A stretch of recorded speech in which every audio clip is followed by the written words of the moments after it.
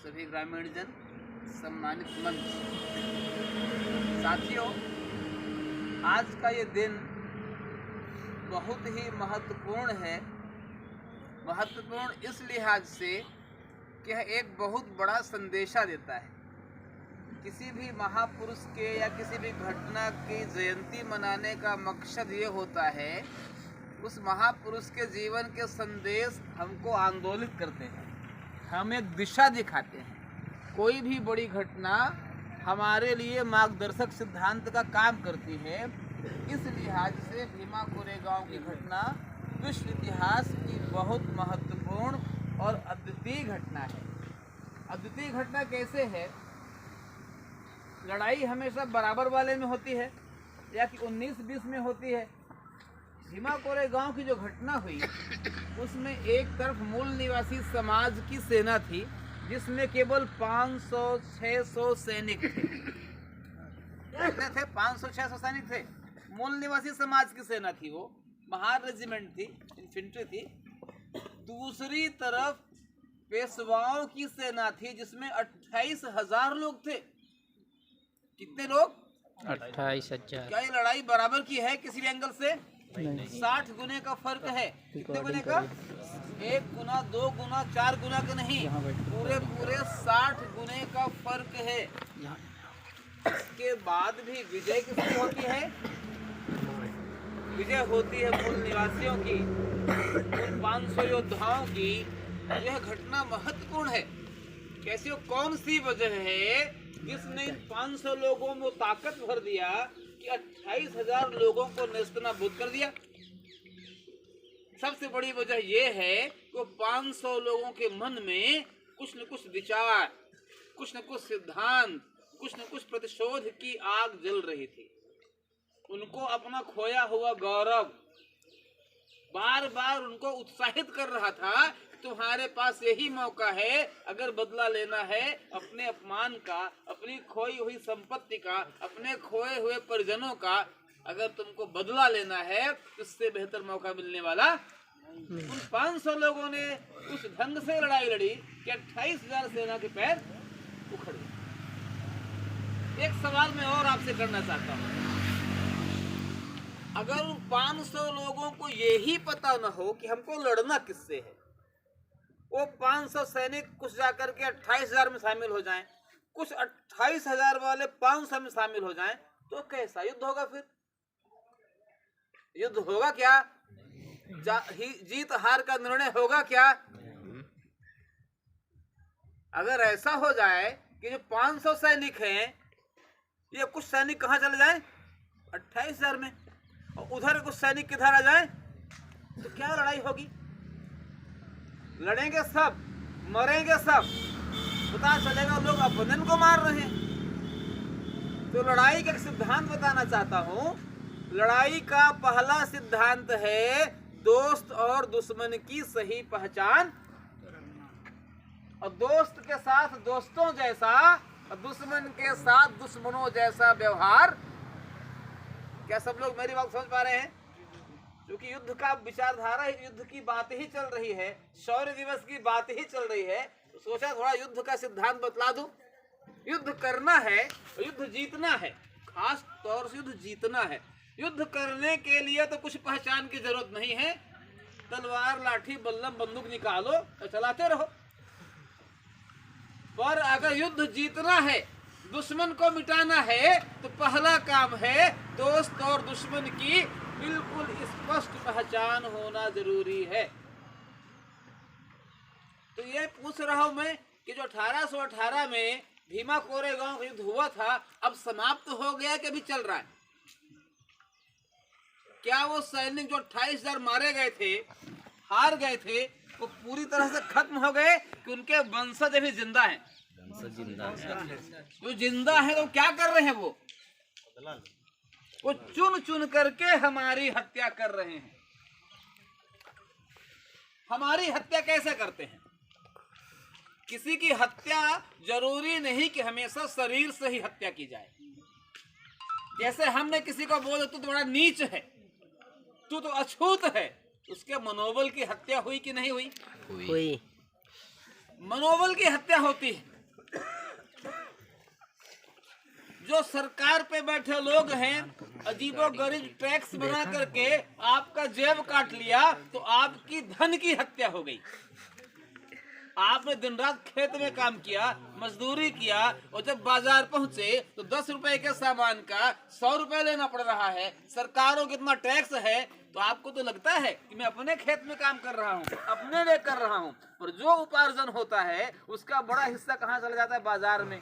और बाजार के माध्यम से कहाँ पहुंच जाता है? सत्ता में बैठे उन दुश्मनों के पास पहुंच जाता है जो 28,000 हारे हुए लोग थे, जो उनके वंशज चारों तरफ घूम रहे हैं, वो सत्ता पे बैठ चुके हैं, उनके पास पहुंचता है। हम और आप जाते हैं मठ मंदिर में, वहाँ चंदा चढ़ा देते हैं, वो चंदा घूम फिर के कहाँ पहुंच जाता है? उनके पास पहुंच जाता है। हमारे नेताजी बोले कि हमारे समाज का व्यक्ति व्यवसाय शुरू करता है तो हमारे लोगों को वहाँ जाने में शर्म आती है, हिचकिचाहट होती है, परहेज करते हैं। और दुश्मन बिरादरी का कोई व्यक्ति आता है तो हम उसके साथ जाकर खड़े हो जाते हैं। आप लोगों को मैं कुछ सिद्धांत बताना चाह रहा हूँ। उन 28,000 पेशवाओं के वंशज आज कहाँ हैं? वो कुर्सी में बैठे हैं, सत्ता में बैठे हैं। 500 महारों के वंशज आज गली गली घूल रहे हैं। हम लोगों को पढ़ने का मौका मिला तो सरकारी स्कूलें खत्म कर दी गई तो हमारी बौद्धिक हत्या हो गई। हमको पढ़ने का मौका ही नहीं मिलना चाहिए। पढ़ लिख करके सरकारी नौकरी पहुंचने लगे तो सरकारी विभाग को ही बेच दिया गया, सब कुछ प्राइवेट हाथों में। ये हमारी हत्या का प्रयास है, ये हमारे हत्या के प्रकार हैं। और बहुत जगह तो भौतिक हत्या भी हो रही है। भाई कोई व्यक्ति शाकाहारी है, कोई व्यक्ति मांसाहारी है, कोई सर्वाहारी है, मनुष्य है, प्रकृति है, उसका भोजन है।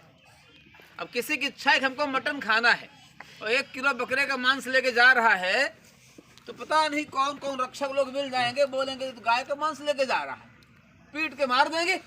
भौतिक हत्या कर रहे हैं।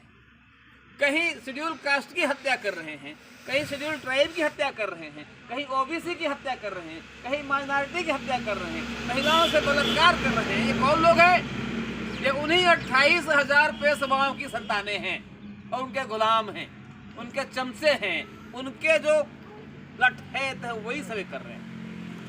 तो आपको इस लड़ाई को जीतना है कि हारना है? जीतना हैं? जीतना है। तो जीतना है तुम पेशवाओं की पहचान करो भाई कि कौन व्यक्ति उन 28,000 पेशवाओं की औलादे हैं और कौन व्यक्ति उन 500 लोगों की। जब तक दोस्त और दुश्मन की पहचान स्पष्ट नहीं करेंगे तब तक आप कभी भी सफल। मैं इतनी सारी बातें कर रहा हूँ, कई लोग सोचते होंगे सोनी सर क्या बातें कर रहे हैं। अच्छा आप हमको ये बताइए कि आप अपने घर में अपने बच्चों के लिए बगीचा लगाना चाहते हैं, बगीचा लगाना चाहते हैं, और बगल में दुश्मन का बगीचा है, उसका बगीचा बड़ा है और तुम्हारा बगीचा बहुत छोटा है, अभी फल देने वाला नहीं है, तो तुम क्या करोगे? खाद पानी निगरानी क्या दुश्मन के बगीचे में लगाओगे? अरे उसका तो बगीचा फल रहा तो वही लगाओ, कि अपने में लगाओगे? दुश्मन का हवेली बन रहा है, तुम्हारा झोपड़ी भी नहीं है, तो तुमको अगर एक एक रद्दा उठाना है तो कहाँ उठाओगे? अपने घर में, दुश्मन की हवेली में? अपने घर में। कुछ नालायक बोलते हैं कि अभी यह संगठन तो पैदा हो रहा है, इसके साथ क्यों खड़े हो जाएं हम? जो संगठन पहले से बड़े बड़े हैं, जो संगठन पहले से सरकार में हैं, हम उन्हें गुलामी करेंगे। ये कहाँ का न्याय है? आप सोचो, दुश्मन के संगठन सत्ता में हैं, क्या तुम उन्हीं के पास जाओगे? नहीं। दुश्मन ताकतवर, दो लोगों की कुश्ती चल रही है, तुम्हारा भाई कमजोर है और दुश्मन ताकतवर है, अब तुम्हारे भाई को रोज लात मार रहा है, तुम जाओगे तुम भी भाई को ही लात मारोगे हैं? कि भाई तो कमजोर है, दुश्मन तो मजबूत है, तो हम भी उसके साथ मिल करके भाई को लात मारें। यहाँ क्या हो रहा है? जब लोगों से विचारधारा की बात की जाती है तो बहुत से लोग कहते हैं सोनी सर भी आपके संगठन को हर व्यक्ति जानता। अरे जिस दिन हर व्यक्ति जान लेगा तुम किस काम आओगे? तुम्हें कौन पूछेगा? अभी कोई नहीं जान रहा है, अधिकांश लोग नहीं जान रहे हैं, तभी तो मौका है कि लोग तुमको जानेंगे। जब सब लोग जान ही जाएंगे तब तुमको कौन पूछेगा और तुमको जगह कहाँ पर? सर यहाँ पर इतने बड़े बड़े स्कूल बने हैं, नेताजी स्कूल बनवा रहे हैं ना, ज्योति स्कूल, तो तुम जाकर वही मास्टर करण भाई स्कूल का है खोल प्रमोद, पहले से बड़ा बड़ा स्कूल है। पर नहीं, उस स्कूल में जाओगे तो कर्मचारी ही रहोगे, कुछ निर्णय। पर अपना स्कूल छोटा सा भी है ना, तो उसको हम कितना ही बड़ा करने की मेरी संभावना। तो जिस दिन मूल निवासी समाज का संगठन तैयार हो जाएगा तभी तुम्हारा राज स्थापित होगा। और जब तक मूल निवासी समाज का संगठन तैयार नहीं करोगे, दुश्मन के संगठन में खड़े रहोगे, तो कभी भी तुम्हारा अस्तित्व बनने वाला। और हम लोग यही गलती कर रहे हैं। हमको लगता है कि हमारा तो बगीचा, हमारा पेड़ तो छोटा सा है, फल तो देगा ही नहीं, तो दुश्मन के पेड़ में जाकर के रोज पानी, उसके पेड़ में खाद पानी डाल रहे हैं। सोरी से तुम्हारा बाम सेब, तभी सब कोई जन्म ही नहीं करता है। जब सब जानने लगे तब आओगे, तब तेरे कौन पूछेगा? अरे तेरा संगठन है ये, कोई नहीं जानता कि तुम्हारी ही जिम्मेदारी है कि सबको बताओ। या कोई सोनी जी का संगठन, या कोई सबीर भाई का संगठन, या किसी अनुपम जी का संगठन नहीं है, लालता जी का संगठन नहीं है, मोहन बस का नहीं है, प्रमोद बस का नहीं है। ये संगठन किसका है? आप सबका है, हम सबका है। तो हम ही सबकी जिम्मेदारी है। हमको शर्म आनी चाहिए। कितना पवित्र उद्देश्य वाला संगठन, हम उसके साथ नहीं खड़े होते। हम किसके साथ खड़े होते हैं? उन पेशवाओं की जो औलादे हैं उनके साथ खड़े होते हैं, उनके सामने हाथ जोड़ के गिड़गिड़ाते हैं, उनके इशारे पे काम करते हैं। साथियों, हमारे इतना सब कहने का उद्देश्य सिर्फ ये है, लोकतंत्र की परिभाषा क्या होती है? जनता के द्वारा, जनता के लिए जब जनता का शासन होता है तभी कहलाता है जनतंत्र, लोकतंत्र। जनता के द्वारा, जनता के लिए और जनता का शासन। तो हम मूल निवासी भारत बनाने की संकल्पना लेके चल रहे हैं। कैसा भारत बनाना है? मूल निवासी भारत बनाना है। तो मूल निवासियों की सरकार, मूल निवासियों के लिए और मूल निवासियों के द्वारा जब बन जाएगी तभी मूल निवासी भारत। अगर मूल निवासी समाज का पैदा हुआ व्यक्ति दुश्मनों के सहयोग से सत्ता में बैठ भी जाएगा तो किसका सहयोग करेगा वो? ऐसा हो चुका है। हमारे नेताजी कुछ पार्टी वार्टी का नाम भी ले रहे थे, तो पार्टी मूल निवासियों की ही है, इसमें कोई दो राय की बात नहीं है। 2-4 बार मुख्यमंत्री बना चुकी है, पर किसकी मदद से? दुश्मनों की मदद से, उनकी बैसाखी लेकर के। इसीलिए समाज के किसी काम की पार्टी नहीं है। इसलिए हमको जरूरी है कि जिस हाथ में कैंसर हो जाए और जिंदा रहना हो तो हाथ को काट दो। अगर हाथ नहीं काटोगे जिंदा रहने वाले नहीं है। तो समाज के कैंसर को काट के अलग करने की हिम्मत दिखा दोगे तो समाज जिंदा बचेगा। और ये गलती करोगे तुम कि नहीं हमारी उंगली है, भले कैंसर है, हम कैंसर को लेकर चलेंगे, तो तुम्हारी मृत्यु होना निश्चित है। यही हमारे साथ हो रहा है। हम भाई भतीजावाद में पड़े हैं, हम जाति बिरादरी में पड़े हैं, हम क्षेत्रवाद में पड़े हैं, और दुश्मन इन्हीं कमजोरी का फायदा उठा करके स्थापित हो रहा है कि नहीं हो रहा है? हो रहा है। क्या बाबा साहब ने बोला कि दुनिया के सारे चमारों इकट्ठा हो जाओ, महारों इकट्ठा हो जाओ, हैं? पेरियार ललित सिंह यादव का फोटो यहाँ पे शायद नहीं है, उन्होंने बोला दुनिया के सारे यादव इकट्ठे हो जाओ। ऐसा बोला क्या? शिवाजी ने बोला सारे कुर्मी इकट्ठे हो जाओ। बिरसा मुंडा ने बोला सारे कौल इकट्ठे हो जाओ। ऐसा बोला क्या? अरे बिरसा मुंडा ने कहा अबुआ दिशोम अबुआ राज, हमारे देश में हमारा राज होना। और हम किसके राज के लिए काम करते हैं? आपके हमारे घर के जो लोग दुश्मन के बनाए संगठन में, उनके प्लेटफॉर्म में कुछ भी हैसियत से खड़े हैं, वो हमारे आपके समाज के दुश्मन हैं। क्यों दुश्मन है? कि जो जिसका खाएगा उसका ही गुण गाएगा। वो उधर से जुड़ा हुआ है, इस समाज की कमजोरी को वहां बता रहा है, इस समाज को कैसे तोड़ना है वो बता रहा है। यहाँ नहीं बताता हमको उस समाज को कैसे तोड़ना है। तो साथियों, आप लोगों को मेरा एक संदेशा है, दुश्मन की पहचान करो और दुश्मन के साथ दुश्मन जैसा व्यवहार करो, और सबसे बड़ी बात, दोस्त की पहचान करो और दोस्त के साथ दोस्त जैसा व्यवहार करो। आपकी जिंदगी में जो दोस्त कौन है, तो आप लोग बोलोगे रामलाल हमारा दोस्त है।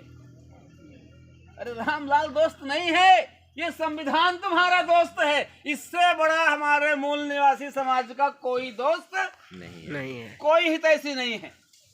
ये संविधान ही हमारा सबसे बड़ा दोस्त है। इसके बाद संविधान के आधार पे चलने वाले संगठन, क्योंकि संविधान की रक्षा करने का जिम्मा कुछ लोग उठाए हुए हैं, संविधान के सिद्धांतों को आप तक पहुंचाने का जिम्मा उठाए हुए हैं। जो संगठन संविधान सम्मत है, संविधान की विचारधारा पे काम कर रहे हैं, वो संगठन तुम्हारे दोस्त हैं। और जो कार्यकर्ता उस संगठन को चलाने में अपना तन मन धन लगा रहे हैं, वैसे कार्यकर्ता तुम्हारे दोस्त हैं और कोई तुम्हारा दोस्त नहीं। हो सकता है तुम्हारा फूफा विधायक हो, और कभी बोलता है कि हम फतेह बहादुर फूफा हैं, वो बोलता हम भाजपा के विधायक। वो किसका विधायक है? भाजपा का। तो किसका विधायक? जिसका विधायक है उसका गुणगान करेगा वो बोलेगा हम कांग्रेस के सांसद हैं। वही बोलता तुम्हारा सांसद हूँ। किसका सांसद है वो? तो कोई भाजपा का है, तो कोई कांग्रेस का है, तो कोई सपा का है, तो कोई बसपा का है। तुम्हारा कौन है? तुम्हारा बस ये है, इसके अलावा तुम्हारा कोई नहीं है। यही है जो तुम्हारा है। जो इसके आधार पे चलेगा वही समाज को दिशा दे पाएगा। जो इसके अलावा किसी और क्षेत्र पे चलेगा वो कभी आपको दिशा। तो भीमा कोरेगांव जैसी घटना को अंजाम देना है, दुश्मन को परास्त करना है, तो हम लोग 85-90% है भाई। बाबा साहब की जो पार्टी बनी थी आरपीआई, उसका सिंबल बना था हाथी। क्या बना था? बहुत सोच समझ के बनाया था। क्यों? इतना बड़ा हाथी इतने छोटे अंकुश में, वो बताना चाह रहे हैं कि तुम हो तो हाथी, पर पिद्दी जैसा महावत तुम्हारे ऊपर, हाथी गर्दन भी हिला देना उसका पता ही नहीं चलेगा। इसी प्रकार से इतने विशाल 90% हाथी जैसे समुदाय के ऊपर 2% का माइनॉरिटी ब्राह्मण बैठा हुआ है। अपना अंकुश चला चला के तुमको गुलाम बना रहा है। उसको बाहर निकालो, और ना मर्जी हो तो मत निकालो, ये आप पर निर्भर करता है। साथियों, आज आप लोगों ने समय निकाल करके इस मीटिंग को सफल बनाने का प्रयास किया। आप लोगों से गुजारिश है कि निरंतर यहाँ से निकलिए, अपने घर से निकलिए, अपने लोगों तक, अपने रिश्तेदारों तक, जो आपके खास लोग हों, मोबाइल उठाओ, सारा फोन नंबर देखो और उनसे बात करो। जो भी व्यक्ति तुम्हारी जिंदगी का समय ले रहा है, जो व्यक्ति तुम्हारे घर में चाय पी रहा है, जो तुमको न्योता खाने के लिए बुला रहा है कि तुम्हारे घर आ रहा है, जो तुमसे लेन देन कर रहा है, उसको सबको इस काम के बारे में, इस मिशन के बारे में बताओ। अगर आप नहीं सचेत करोगे तो आप दोषी माने जाओगे। मैं क्यों चिल्ला रहा हूँ? अगर मान लो गांव में कोई पागल कुत्ता आया है और तुमको मालूम पड़ गया कि पागल कुत्ता है ये, तो गांव के लोग मुनादी करवाते हैं ना, सब लोग भाई उधर मत जाना, पागल कुत्ता है। इस देश में इतने पागल कुत्ते, 28,000 पेशवाओं के पागल कुत्ते घूम रहे हैं, और आप लोग किसी को बताते भी नहीं। अरे बताओ कि पागल कुत्ते भी मार डालेंगे, जिंदा नहीं छोड़ेंगे। ये हमारी जिम्मेदारी है। इन पागल कुत्तों से अपने समाज की रक्षा करने की जिम्मेदारी किसकी है? जो जग गया उसी की जिम्मेदारी है। आप ये नहीं कह सकते को सो रहा है तो हम क्या करें। अरे सो रहा तभी तुमको बोल रहा हूं, तुम जगे हो, तुम जगाओ। जो सोया है तो सोया है। साथियों, बात को ज्यादा विस्तार में नहीं करूंगा, एक छोटी जानकारी देना है। इस आंदोलन को, इस BS4 अभियान को चलाने के लिए प्रशिक्षित कार्यकर्ताओं की जरूरत पड़ती है। तो कल सीधी में 12 बजे से लेकर 4 बजे तक बामसेफ कार्यालय में ट्रेनिंग है। चुनिंदा लोगों की ही ट्रेनिंग है। तो आप में से जिन लोगों को ट्रेनिंग लेना है इस आंदोलन के बारे में, मोहन सर जी हैं, अपने शंभू सर जी हैं, बलवान सर जी हैं, प्रमोद भैया हैं, और पवन भाई साहब हैं, सब लोगों से मिल करके अपना नाम दे दीजिएगा। और जिसे जिसे कल ट्रेनिंग लेना है 12 बजे के ठीक पहले कार्यालय पहुंचिएगा। 4 घंटे का समय होगा तो भी आइएगा। 12 से 4 मीटिंग चलेगी। आगे की कार्यवाही के लिए संचालक महोदय को बोलूँगा। धन्यवाद। जय भीम, जय मोदी।